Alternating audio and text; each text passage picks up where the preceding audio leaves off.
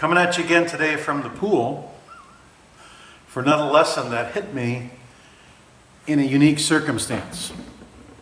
So let me explain.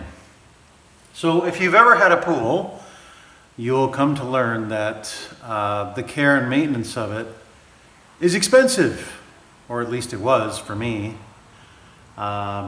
You've got some chlorine that's necessary for the maintenance of it. And even if you have a saltwater pool, you have to buy salt, and the equipment is more expensive because it uses a process to turn the salt into chlorine.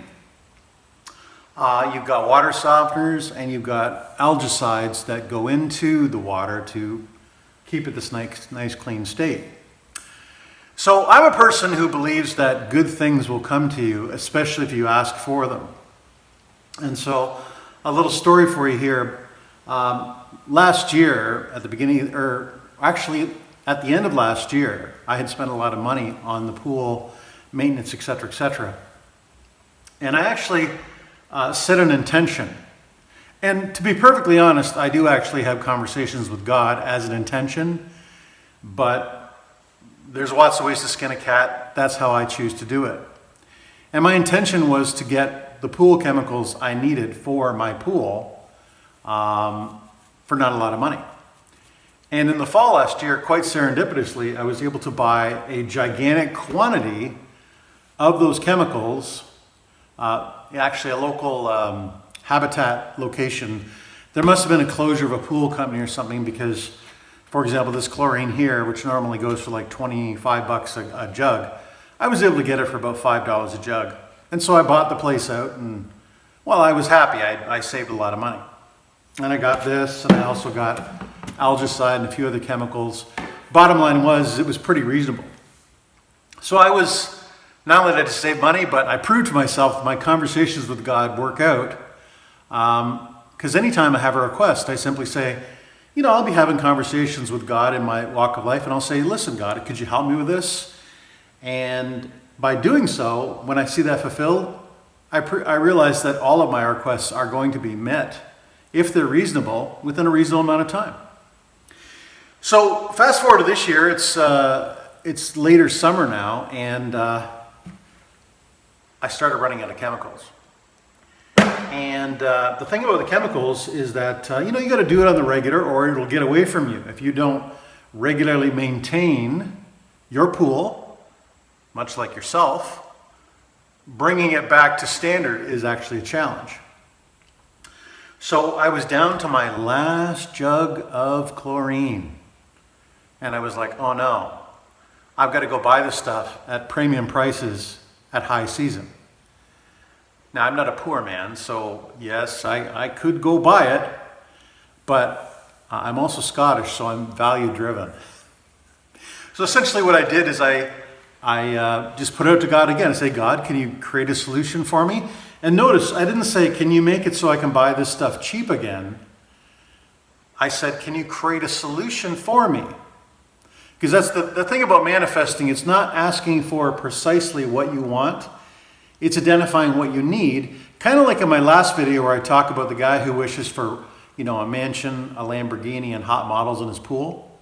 He's not actually wanting those things. He's wanting the other side of those things, validation, easy life, that kind of stuff. So I asked God for a solution, and I sort of let it go. So humana, time went on, and this was about, 3-4 weeks ago. So it was actually at the tail end of July. And I was just doing my thing, and I happened upon a video, and actually this might be good information for any of you who have a swimming pool.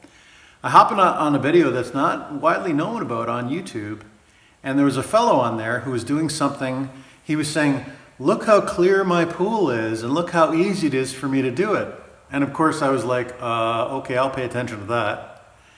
And so what ended up happening is I looked into what he was doing, and what he was doing is he had put copper in his skimmer. So I have no idea what the copper does, but I had a large collection of original copper pennies. In this case, this guy had built some copper elbows. He'd built he took some copper elbows and he put some wire through them, and that he'd put that in a skimmer. But I had a large collection of copper pennies. So, and copper is way healthier than, well, what's in bleach? Well, it's chlorine. So, you know, have you ever heard of chlorine gas? It can kill you. And what's in the algicide? The algicide is dimethyl benzyl ammonium. Doesn't sound like you could drink that either. Maybe toxic. And I don't know about you, but I'm not one to do it, but you know, it's very simple to put a penny in your mouth. And it's not a big deal. I don't recommend putting pennies in your mouth for a lot of reasons, but it's pretty healthy. Like copper, I think there's actually copper in nutritional supplements. So what can I say? So anyway, I put the copper in my skimmer, and down she goes into it. And every time I put my pool filter on, the water runs through that copper. Now, if you're a chemist or something like that, apparently there's some kind of chemical reaction that happens that keeps algae and other things from forming. And this pool's indoors, so I don't have to worry about environmental contaminants and things like that. You'd still have to skim your pool, et cetera, for leaves and, you know, debris. I do get some bugs that show up, but that's, you know, more rare. But yeah, I've been doing that solution now, and we're approaching the end of August, and my pool is crystal clear. So all I can say is that this solution, you know, there's probably about 100 pennies there. So this solution was the solution I got last year, getting that, you know, I probably spent, I don't know, $150. Well, maybe not quite $150, but about 100, more than 100, less than $150 at that, on those liquidation chemicals. And now this year, God has answered my problem for $1. So it's pretty cool. And so that leads us into the title of today's video, which is, how dare you? So here's what I mean. So recently, you know, online, or recently myself, or perhaps you, it is not uncommon when you're involved in interactions, either online or even in public, for, especially if you're interacting with people in a way where you are more out in the open, like you're expressing an opinion, as opposed to just being, yeah, and just nodding and smiling with the rest of the sheep. You're expressing opinion that may be based on your experience, or it may be based on logic and reason. The point is that it is more common. You'll often hear, I oftentimes didn't believe it, but sometimes you hear creators who maybe have thousands of followers who will talk about the haters or the Karens. I don't know what the male equivalent of. But the point is there'll be people who just come out and they're like, how dare you express your opinion? This is what we think. And you know what? Fortunately, at least in our society currently, we are allowed to express our opinions.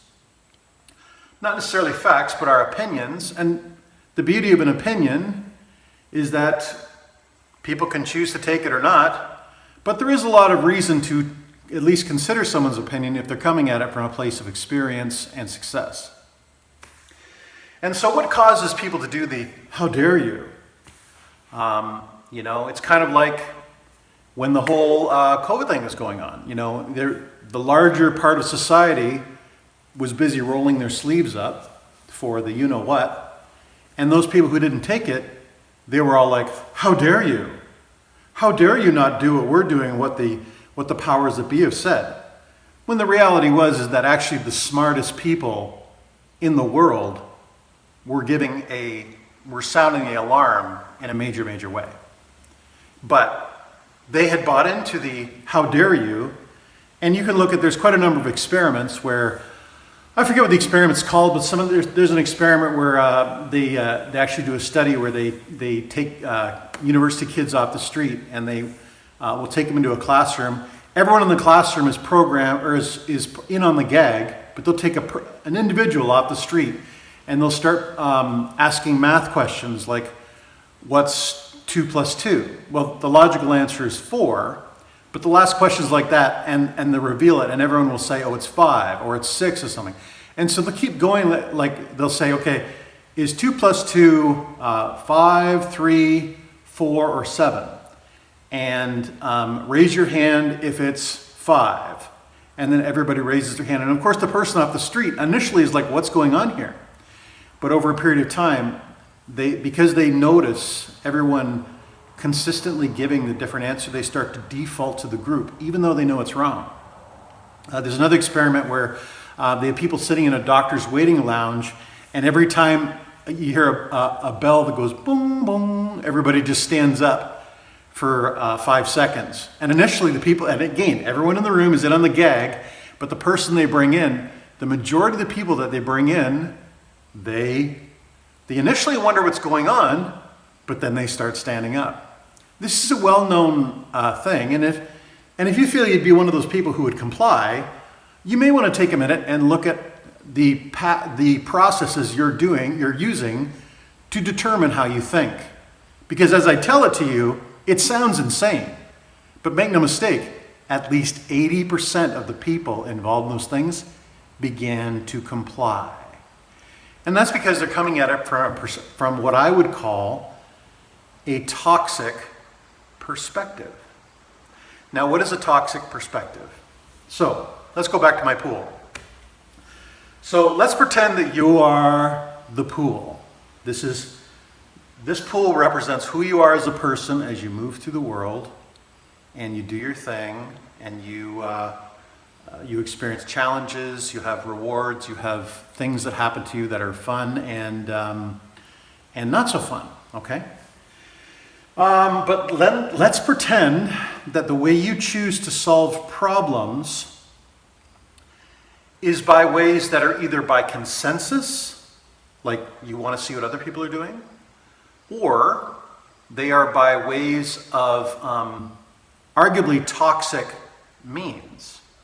So here's what I mean by that. So when this pool gets dirty and has problems with algae or things like that, I have to add ammonium dimethyl benzyl ammonium, which I cannot drink, but I've got to add it to that. I then have to add this chlorine. Active ingredient is sodium hichlorite, which, again, you can't drink it, okay? So I have to add this. So I want to imagine that, let's pretend you're having a problem. Let's pretend you're having an issue that you don't know how to deal with. Let's pretend you're having a situation where, I don't know, you're encountering an opinion. You're experiencing some hardship. Let's pretend you're having a relationship problem. Let's pretend your partner is maybe enforcing a boundary, or they might be doing something terrible. But regardless, you choose to take counsel with other pools that are using these ingredients. Okay? Or you choose to use these ingredients because remember, these ingredients are toxic. You add them, and then the problem seems to go away. But here's the thing. It's only temporary. You see, the reason I ran out of these chemicals is they are a temporary solution. So, one of the things about narcissistic traits, and I'm not saying that anyone is a narcissist, but the thing about narcissistic traits, it's what's called enlistment. Now, enlistment is where you have these little gaggles of people. So I have a friend who went away for a weekend, and she was telling me that the people she was hanging out with, it was a whole weekend full of man bashing because all these women had had these toxic experiences with men. And And so essentially at the end of the weekend, she actually didn't feel that great about men because it was a constant, guys are this, guys are that, guys are this, guys are that. They're basically mainlining this shit, okay? And so now she's away from them and just, interacting on her own. She runs her own business, so she's not that, she doesn't interact with people a lot. But the point is that now she's in a situation where slowly the effects of these begins to wear off. And now she's starting to feel more calm about how men are now, as opposed to when she was taking the toxic influence. Now let's contrast that for a minute. Let's pretend you read a comment online, or you see an idea.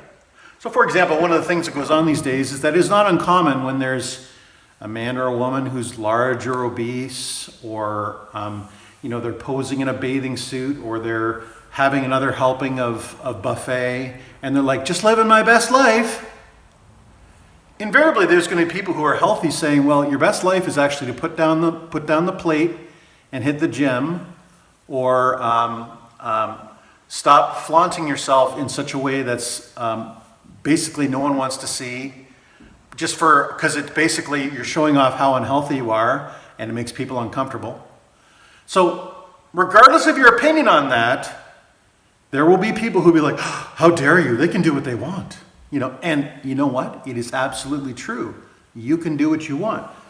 You can guzzle these all day long if you want. But the end result is not going to be life, liberty, and happiness. It's going to be the machines that keep you alive. And that's why people who indulge in caustic thinking typically do not live long, abundant lives. There's actually a new study now that say the final destination of destructive and narcissistic thinking is actually dementia. I may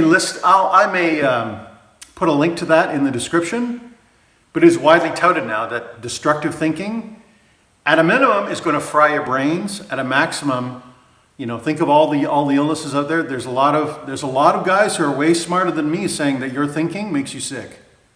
Just bottom line. It affects the quality of your life on a day-to-day basis, but it also makes you sick long term. So, let's pretend for a moment that instead of choosing these toxic ingredients to solve your problems, let's pretend you're constantly in a state where you have healthy things just running through you all the time. Now I leave this copper in the skimmer all the time, and the filter turns on a couple times a day.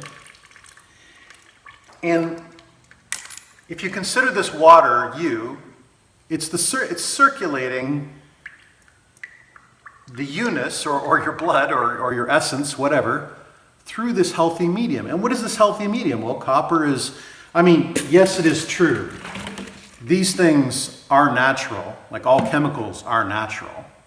But there's a reason you don't fertilize your lawn with gasoline. Some things are not ideal. This is a temporary solution, let's face it, it's a cartel. The guys selling this stuff, they want you to buy it because they make money on your clean pool. They're not going to make any money with 100 pennies in your skimmer. But the best solutions are always the easiest ones. And so, if you have healthy thinking out of the gate, and you're actually taking the time to indulge in healthy habits, healthy eating, introspection, giving,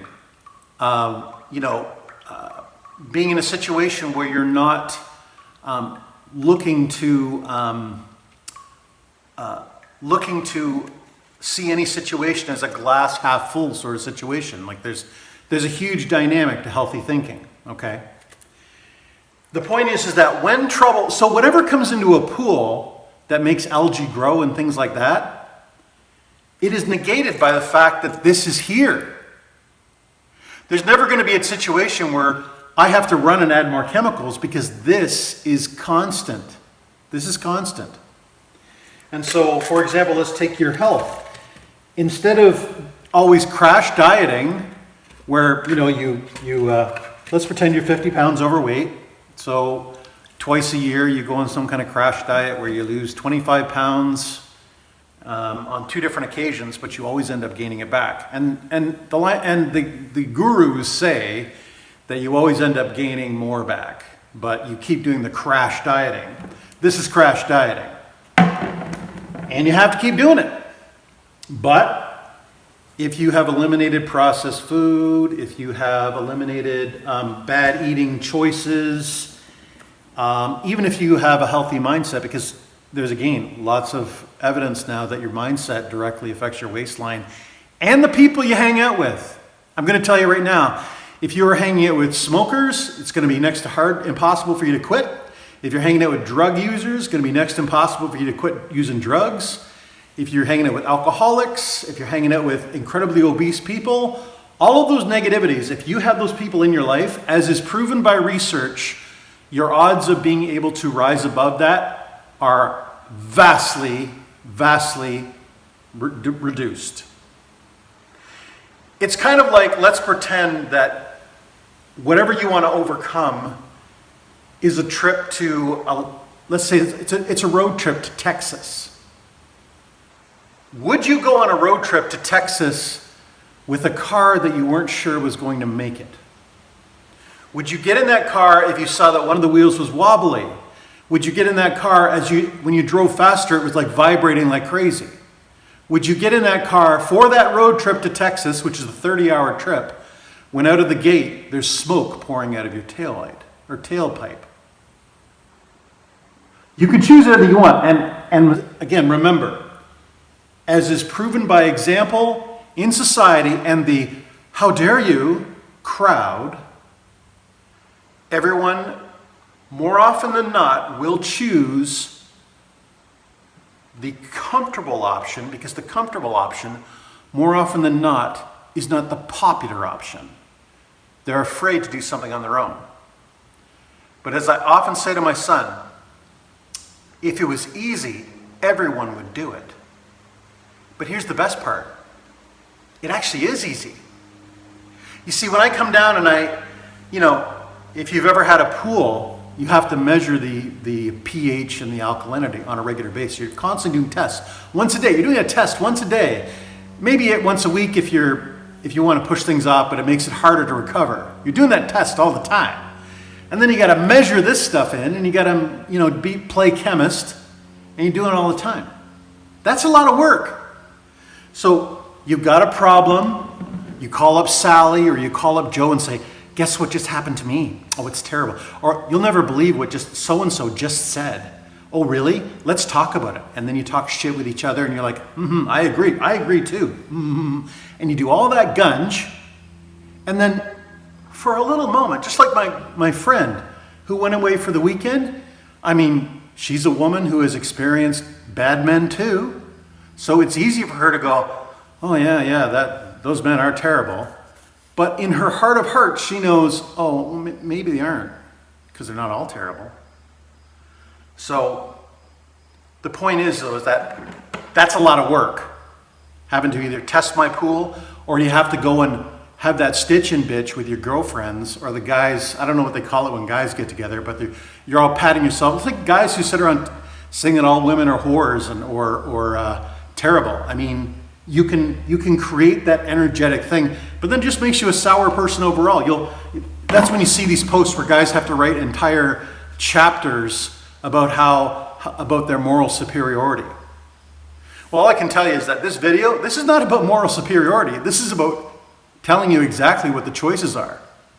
So you can choose to mainline toxic stuff, which does not last, which ultimately, I don't know if about you, in my life, I'm a 50-year-old man, in my life, there have been times in either in vocalizing or writing it out where I've had to, just type it out and educate someone. But a day later, I wasn't like, oh yeah, that was the way to go. A lot of really high-level communicators say that, before you send that email, hold on to it for a day. And the basic consensus, I don't know if there's a study or not, but the basic consensus of people who are going to lambaste someone is that if they hold on to their lambasting for a day, the desire to indulge in that behavior is severely diminished and maybe even not even important at all. And so again, you can abide by all that, or you can just have a situation where you constantly have the most ideal and healthy environment happening all the time. And the ideal and healthy environment is something you have to create. It is, if you have this toxic stuff, which could be toxic people, because there are people who cannot get over themselves. There are people who just, for whatever reason, either it is their upbringing, it is they've been indulging in the toxic habits for so long, it has become a part of them, because whatever you practice, you get good at. So you can choose to keep these people, or you can hold them at arm's length. I'm not saying you have to get rid of them out of your life, but you just, really at the end of the day, you just don't share a lot with them. And then you have these people, little pieces of perfect God-made elemental copper. Like copper is on the periodic table. It is a pure element. There is no other, this condition here, what is this? This is dimethyl benzyl ammonium. So there's ethyl in there, there's benzenate, there's ammonia. It's several elements put together that are, at the end of the day, toxic. This is copper, right on the periodic table. And so you could have people in your life who are like this copper, and they're ever present. Or habits in your life, like what you're putting in your mouth. Because if you're referring to some of my other videos, whatever habits you're into, they bleed into other areas. It is impossible to be a bank robber and a good father. It is impossible to be cheating on your wife and not cheating your boss. These behaviors become behaviors which are all connected. And so, at the end of the day,